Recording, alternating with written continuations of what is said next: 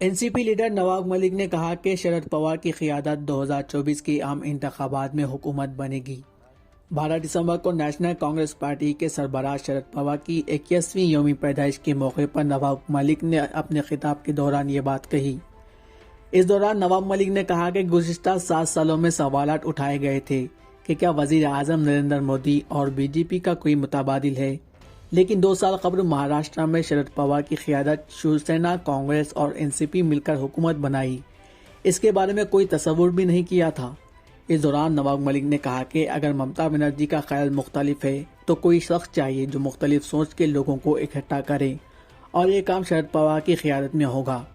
वाज़ेह है कि मगरबी बंगाल की वज़ीर आला ममता बनर्जी ने कहा था कि यूपीए है कहाँ, जिसके बाद टीएमसी और कांग्रेस के दरमियान ज़बानी जंग जारी है।